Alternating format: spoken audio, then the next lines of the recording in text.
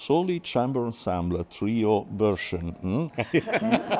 You played music by students, music students. What about them, their way of writing, their generation? What do you think about new composers? I think they're wonderful and very disparate and interesting voices. They're coming from there. They are already well into their abilities as composers, but you can hear their ideas coming out of the music.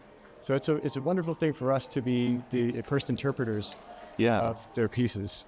And what about the mood of the new generation? How do you feel it being, can I say, the performer of their music, their mood? What do you think? It's different. Things are changing over the years. We're at an era. I think the expression is a little bit shorter. I think the whole TikTok culture, the YouTube fame, and I think it shows in the new generation's music a little bit. I don't mean it necessarily in a negative way. It's our job is to, as I said before, interpret what's happening today, and this is part of what's happening today. So it's one of those things where we're getting used to. We're a little bit older generation than they are, so we're learning their language, like I said. Is their view of a musical piece, can I say, autonomous, or do you think they are composing or projecting a cycle? What do you think? I think they're projecting what they're hearing. I think this music now is going in a different direction than it did 40 years ago, with all the academic serial music, very serious, atonal. There are notes of atonalism in these students, but they're developing atonalism towards a more mellifluous style, more varied style. So it's really wonderful to see happen and see this change. We belong to another generation, but what do you think about their expression? Do you feel it close to our feeling, or you feel distant? I think that it depends. Just like in the olden days, there are those of us who are more emotional, and I think they want to convey that. And there are those who just guarding themselves, I think. So it's just, the interesting thing is it's just as varied as it might have been in Beethoven's time. How? There were certain popular things you did that appeal to people. I understand that part of it, but I think that it's just as colorful and different. And again, we don't know which one of these composers is going to be the Beethoven. Who knows? 40 years, 100 years from now.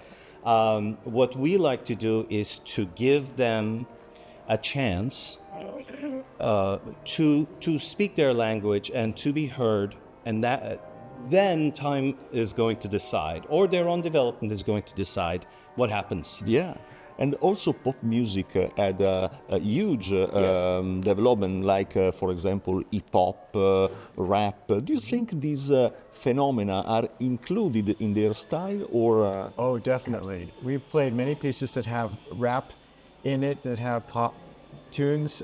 Just played a piece that had Latin music in it.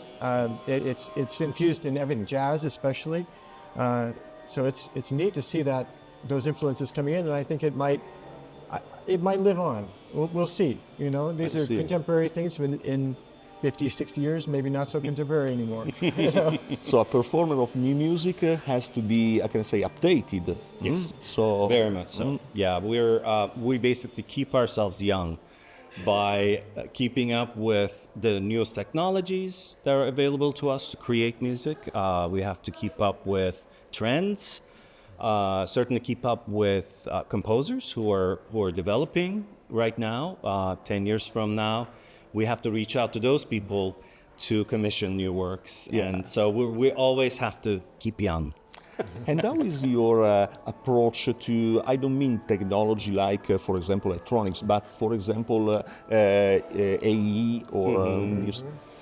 That's going to be interesting. We are actually exploring that a little bit in our minds so far, but I think that's going to create a lot of opportunities for the composers themselves and certainly for us.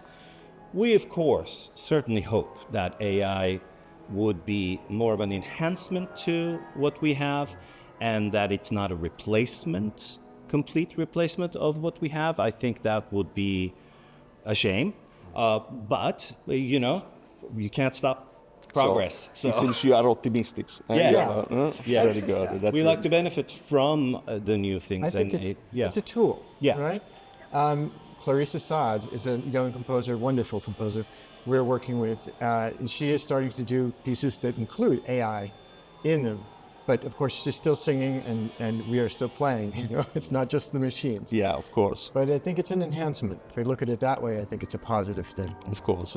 AI is a challenge, but also a limit sometimes. So we need to offer a human approach in any case. Let's hope so. I think that, you know, what we do as artists, we are trying to portray our humanity in any way possible, whether through old classics or new music.